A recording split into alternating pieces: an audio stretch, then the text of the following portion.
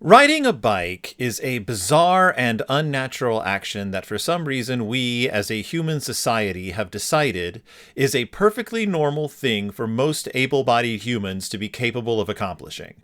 It's probably the most presumptuous and alienating thing that has achieved the classification of normal since the invention of stairs as a means to ascend from one level of construction to another.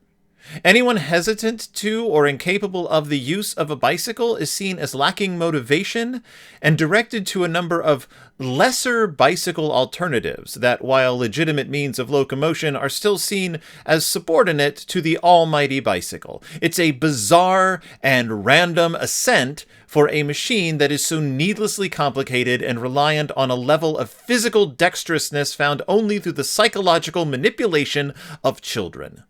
The normalizing, since the late 19th century, of the bicycle as a ubiquitous means of transportation is more indicative of the stubbornness of the human spirit than of any sort of practicality in the invention itself. In other words, I never learned how to ride a bike.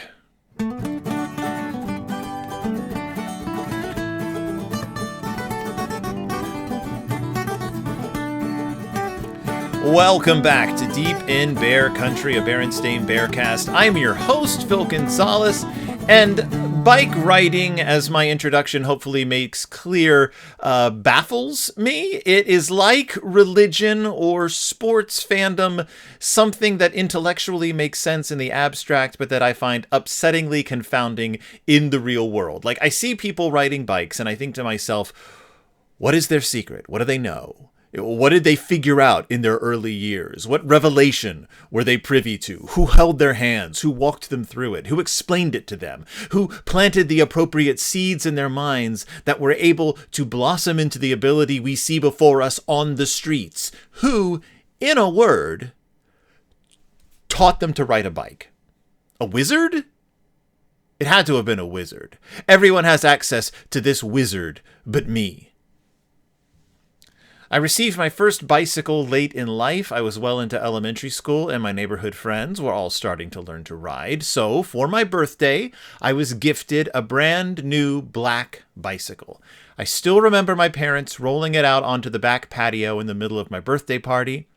I remember eyeing it skeptically but optimistically. I remember seeing it as a challenge with the ultimate reward of speed and freedom. I remember falling onto the concrete over and over and over again as I couldn't get the ding-dang thing to stay upright for more than a second.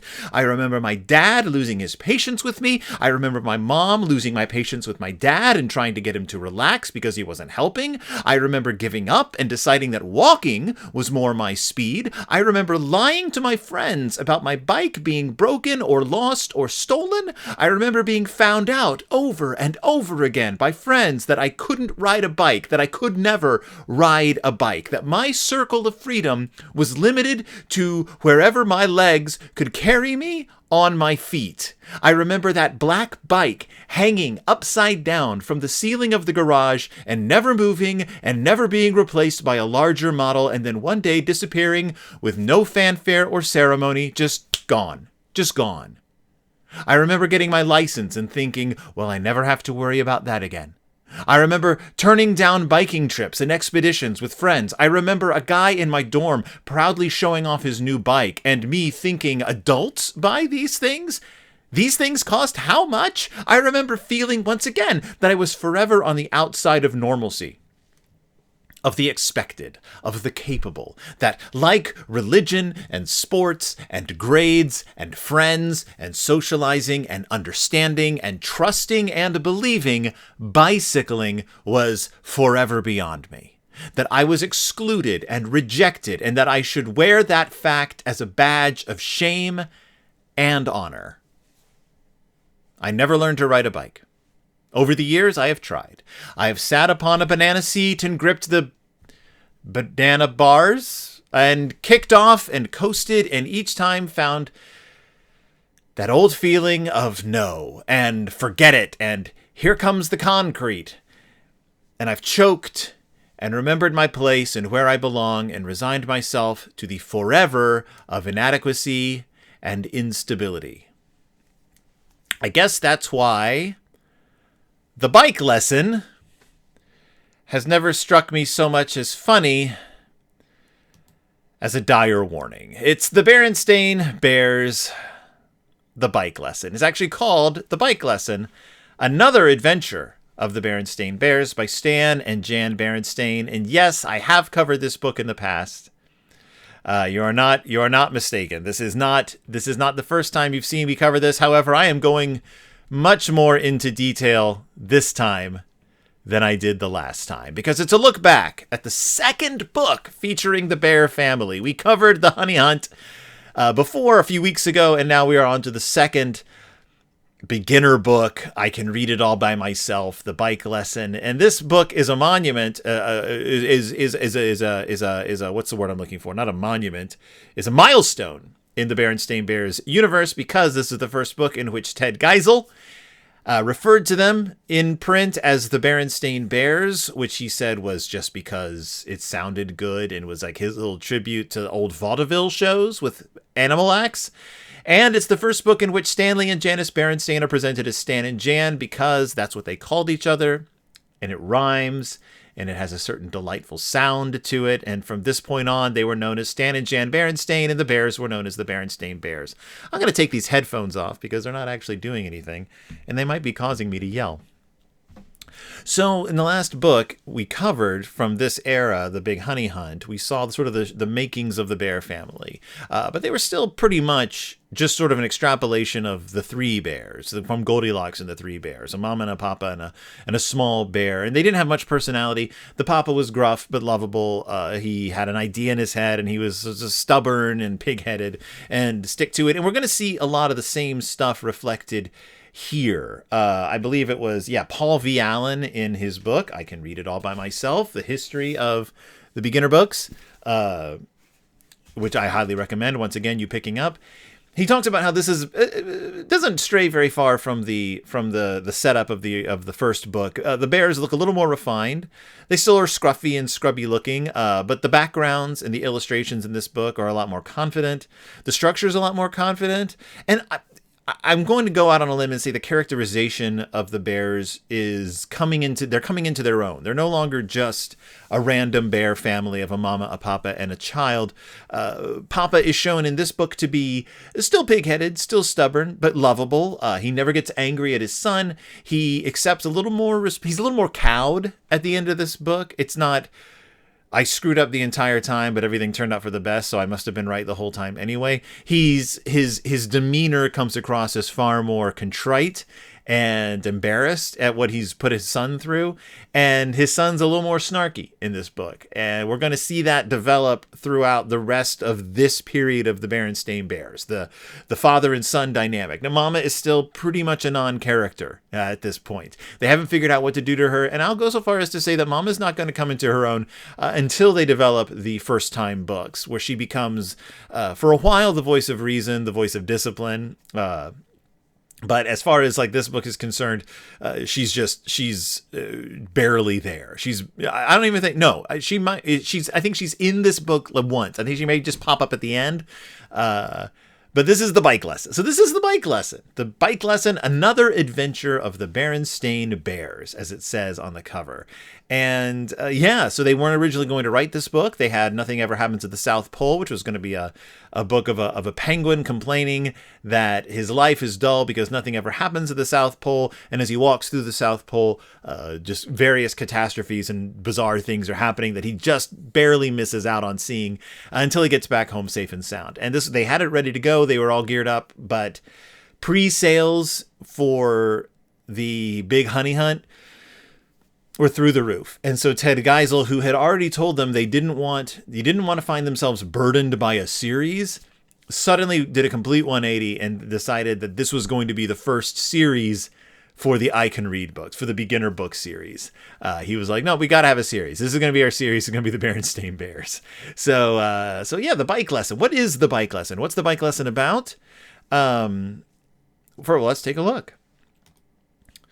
So first, we have delightful end pages, which are representative of the entire book. It's Papa talking over his shoulder. He's riding a bicycle, a red bicycle, talking over his shoulder to Small Bear while he is about to plummet between the gap of two, like in a canyon. He's like on a winding mountain path, and there's a gap in the road coming up. There is a board placed across the gap that will allow him to go across, but only if he sees it, only if he knows that it's actually coming. It's an amusing bit of end pages that shows kind of what we're in store for here. Papa not paying attention to what he's doing while he's trying to instruct his son on the way to ride a bicycle. But what is the actual story here? Is there an actual story? Does this even count as a story? So at the beginning, we see Papa approaching the Bear family treehouse with a new bicycle for his son, and Mama is in the window. I love the way the bears looked back in these days. I love the way the treehouse looked. Everything was sketchy and loose. I love the scruffiness of the characters. I love the ways their expressions were. Yes, this was untenable. You couldn't have used these characters as very expressive. Like they couldn't have. Their emotions had to be so much more extreme in the way the snouts were designed and the way the faces were designed at this point.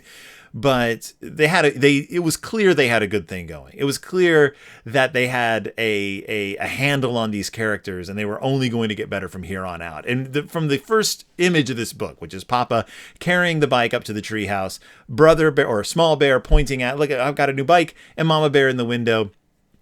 We know who these characters are. Mama has a look on her face that basically says, this is going to be something. This is going to be the day. This is our day. This is whatever is going to happen it's just going to make the day. This is it. This is what we're dealing with today is Papa with this bike. And I like it. I like the way it looks. I like the way it feels. It's very homey. It's very almost folk art. And yeah, I like this period of Berenstain illustration. So Small Bear is very excited. He runs to the bike, but Papa stops him and is like, no, you can't take the bike out for a ride yet. I've got to teach you the ins and outs of bike riding. So Papa's going to demonstrate how to ride this bike. And the first thing that happens is he gets on it and falls over. He sits in the bike saddle and he falls right over. It's worth noting at this point that bicycles had only in the 1960s, bicycles as a regular mode of transportation had only been available to the general public for less than 100 years. They were developed in the early 19th century. The idea, the concept of what we think of as a bicycle. In the early part of the 19th century, in 1815, 1816, Mount Tambora erupted. In April of 1815, global temperatures dropped. 1816 was known as the year without a summer because there was no summer. The global temperature was so low because of the eruption of Mount Tambora, which blocked out the sunlight, that all around the world, the temperature dropped, crops failed, and the price of oats, because of this, skyrocketed. So there was an energy crisis because our society was powered by oats because horses ate oats. Horses started dying off. People ended up having to slaughter horses for food or to sell, for income. And at the time, there's this middle-class guy named Karl Dreis. He was this German landowner, nobleman, I think, middle class, but he had connections. And he was an inventor. And he decided that because of the oat scarcity and because of the lack of horses, we needed an alternate form of transport to get people around. Now, this isn't stated explicitly, but enough research has gone into the history of the bicycle that the Karl Dreis, the connection to the eruption of the volcano as the inspiration for the invention of the bicycle is documented enough that if it's not 100% true, I find it charming. And I mean, it makes sense historically. There was an oat scarcity. Labor animals were dying. We did need a form of transportation for delivery and things like that. So he invents a two-wheeled velocipede that he calls like a running machine or something. It's a two-wheeled. It's essentially a glider bike that you see now. In fact, well, we'll get to that. So he invents this two-wheeled device that you push along the ground with your legs. It has rudiment. I think the steering is only available by leaning. It's very rough. But it gets so the idea is you're going to replace horses with human-powered movement and balance. So it has an ash frame, it has brass bushings, it has a rear brake, and it's called, because his last name is Drace, the Draceene. And it's the first balanced two-wheeled vehicle. It is bootlegged and brought to England and other countries, and it is semi-popular, but then two things happen. One, the oat shortage ends, and two, communities start having bicycle bans on their sidewalks. And because you can't bicycle on the ground because there was no real roads like that were conducive to a comfortable biking experience, it became seen as a fad. Also, it became known as the hobby horse or the dandy horse in England, which was a pejorative term because dandies, these sort of foppish, upper middle class men, were the ones who were associated with these Draceens, and so they really fell out of fashion. So there were safety issues. There was no really to really ride them. So after 1820, they fell out. Now, what's funny is Drace ends up dying penniless, 1851, and he was ridiculed in his death, and he was left out of the history of bikes for decades and like almost a century. And it's only been recently that his work has suddenly been appreciated for what it was. And in fact, what I was saying before is that children's balance bikes are this. They are literally what he invented, just with better steering. But it took 100 years for people to realize that training wheels aren't the way to go, and that the Draceene, the hobby horse, the dandy horse, was the way to learn how to balance on a bike and gain confidence. And that's really all I wanted to talk about, was the fact that I was just reading about the Draceene, and then I read this great article from some New Scientist.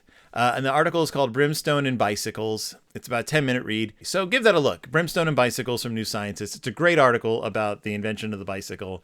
And how everything sort of came from this well. You'll see some people who believe that like Leonardo da Vinci invented the bicycle. He didn't. The drawing that was attributed to him in the 1960s was actually drawn by a monk in the 1960s who was just doodling on a Leonardo da Vinci drawing. So you'll see a lot of claims to earlier versions of the bicycle. In Japan, the Rikushu Honsha was a proposed idea for a vehicle in the 18th century that was never worked on. It was never developed. And it was more of a three-wheeled rickshaw that could be powered by pedals. Like you would stand in the back and pedal it.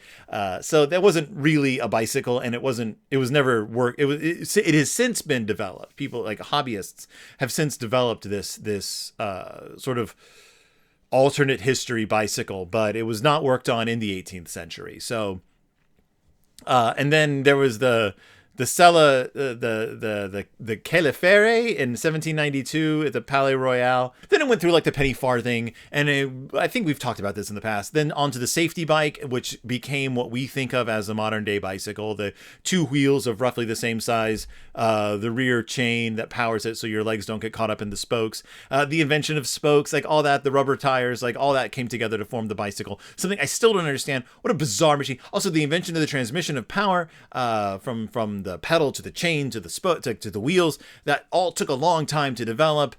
Gear shifting, things like that, stuff I don't understand. Why? Never learned how to ride a bike. So where were we? All right, Papa Bear, where are you, Papa Bear? He's got on the bike. He's fallen over. You can't balance on a bike standing still, Papa. You got to move forward, which he does. So he gets up and he tells his son, I'm going to teach you before you are allowed to get on this bicycle, I'm going to teach you the safety rules, the regulations, the ins and outs of riding. He clotheslines himself on a tree branch, and brother's like, or son, small bear is like, is this it? This is good? This is what you wanted to teach me about? This is your idea of a good lesson then. My Papa Bear. It's good. Thank you for the lesson. Can I write it now? Now that you've shown me how to write it.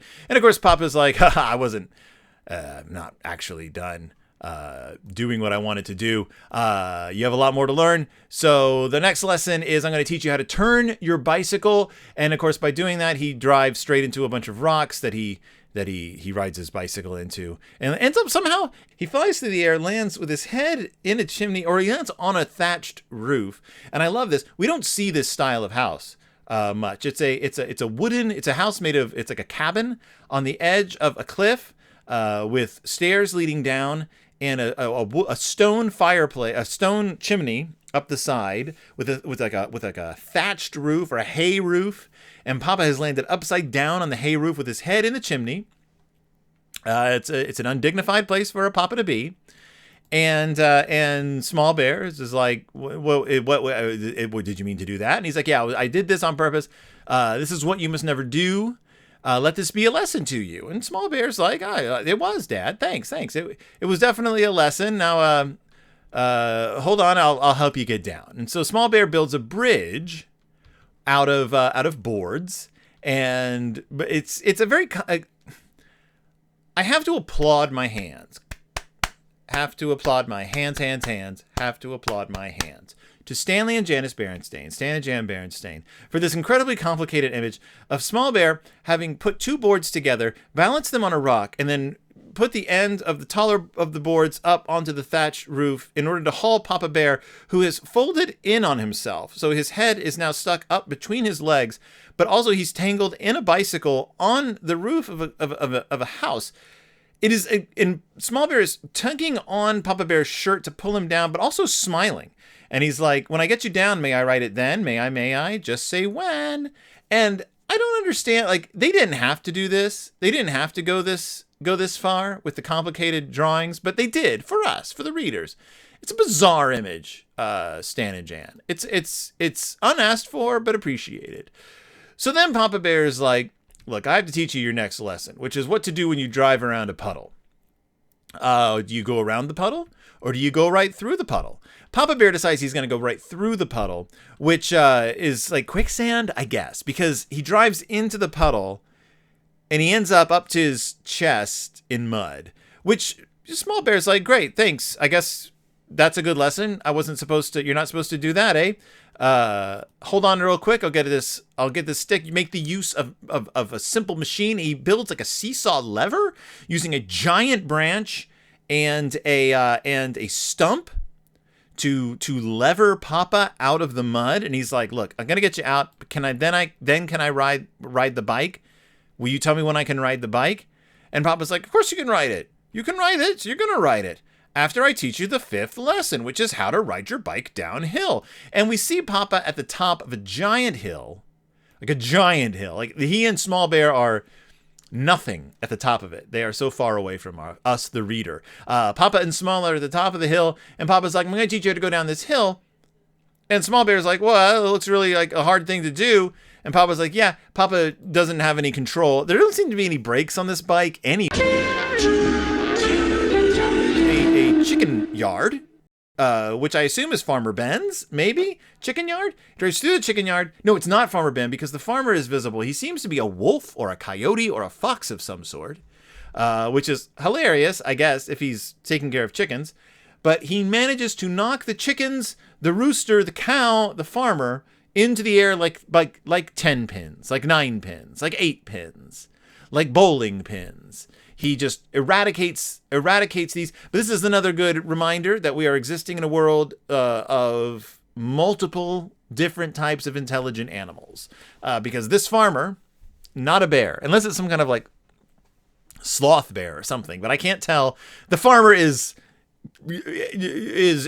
like projected up into the air, arms and legs akimbo, face down. You can't really get a good look at him or her. We don't really know who this farmer is. He goes downhill into a chicken yard. Now he's being chased by the farmer, the bull, and the chickens. And Small Bear is like, am I ever going to get to ride it? Or it's a good rhyme. He says, Dad, please tell me, will I ever get to ride it? Or will I just keep running beside it? Will I, when? Pretty soon, son, but not just yet.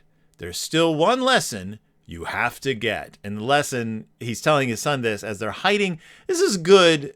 So the narration is just the dialogue between Papa and Small Bear. Like there's no other indication as to what's going on here. It's just that between the two of them. And we see them So we don't get a description of the action. So if you were just reading this out loud, you wouldn't know what was happening. And what's happening in the image is they're having this discussion underneath a stone bridge. And the reason they're underneath a stone bridge is because above the stone bridge is the farmer and the chickens and the cow and the rooster looking for them, like running. A visual humor that we don't get in later Berenstain Bears books. This is very like almost like Saturday, like New Yorker magazine kind of humor. It's wry. It's a little dry and sarcastic. The fact that they're having this conversation while hiding for their life. I don't know. I like it. It's good old Stan and Jan comedy. That if you're a kid, you might not even get that that's what's funny about the scene, but I like it.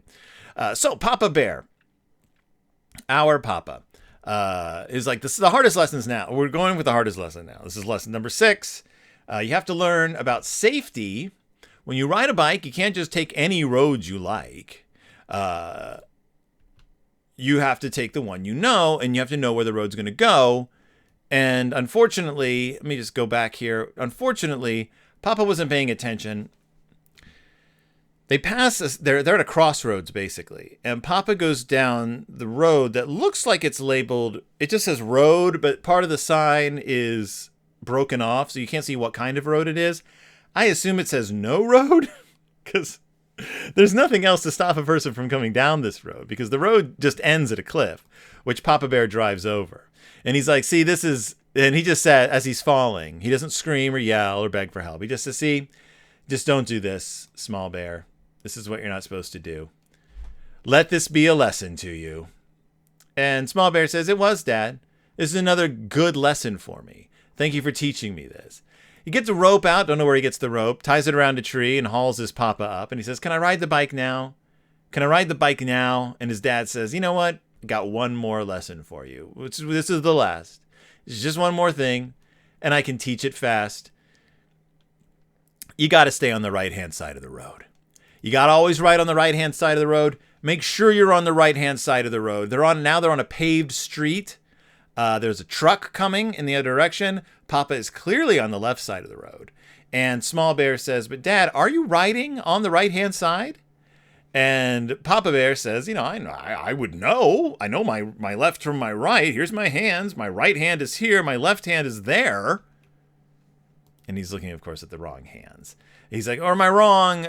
Wait, left hand, right hand. And, of course, as he's trying to figure out which hand is which, a truck is barreling down. But also, Papa's just not looking. And so he rides across the road into a light pole, which causes a 1, 2, 3, 4, 5, 6, 7, 8, 9, 10, at least 11 or 12 car pileup. These cars, by the way, driven by pigs and wolves and other animals, multi-animal community. Papa doesn't even notice. He's too busy staring at his hands and driving into a light pole. Right hand, right side, left side. Small Bear climbs up the pole to save him. He's like, thank you, Papa, for showing me how, but please, please, please, can I ride it now? And our last shot, our last image of the book is Small Bear riding Papa Bear home on his handlebars. Says, look, Ma, now I can ride it. See, Dad had some very good lessons for me. And that's the end of the story. And the last image is a beautiful image of the Bear family treehouse with the red bike kickstand up by the stairs. That is the Berenstain Bears, the bike lesson. That's the bike lesson by Stan and Jan Berenstain. Not the Berenstain Bears and the bike lesson. It's just the bike lesson. Another adventure of the Berenstain Bears. So what have we learned? We learned that riding a bicycle is hard. I don't understand it. It's alienating and it's dismissive of my inability to ride a bicycle. One reason. To remind me of my own inadequacies. What else have we learned? We learned that Papa Bear has now proven himself twice that he's not to be trusted, but that Small Bear trusts him implicitly and also learns valuable lessons quickly learns, if you want to learn from Papa Bear, just do what he doesn't do or don't do what he does. The third lesson is that Mama Bear doesn't have a place in the Berenstain Bears world yet, but we're getting there. She's looking on disapprovingly at the very end of the book. That's all we can really ask of her. We also learned that the inventor of the bicycle didn't get credit for many years. So if you have a small child and they're learning to ride with a push bike, just know that's a tribute to the original hobby horse, dandy horse bike. And that's it. That's it. I'm going to cut it off because in all kinds of ways, my sound is cutting in and out. I don't know why. I'm happy that I'm looking at the sound waves as I record, because it's just deciding at times to just not record me. And then sometimes it'll just play a bunch of interference. I don't understand what's happening. I've never had this kind of trouble before, but it is impacting my happiness and my ability to record properly. But that is the Berenstain Bears. That's the bike lesson. Did you like it? I'm going to keep doing these. I'm going to keep doing these flashbacks because I only have a few books left and none of them have been published yet, or they're about Mother's Day or Father's Day. So that's the end of my happiness right there. Guys, I'm closing in on the end of the Berenstain Bears. We have a wonderful book coming up though. Fingers crossed it'll get here soon so that I can record an episode with Brad and Jeremy. It's a new Berenstain publication. Featuring original Stan and Jan cartoons that Mike has decided to publish and print on demand. So if you want, go to the Berenstain Bears official website, go to their official Instagram page. There's more information there with a link to where you can purchase the new book. We'll be doing a full review of it and full look at it as soon as it gets here. So don't worry, it should be on its way soon. Otherwise, thank you so much for joining me. Thank you so much for listening. I'm going to try to cut out of here before my sound cuts off again. And I'll see you all next time, deep in bear country.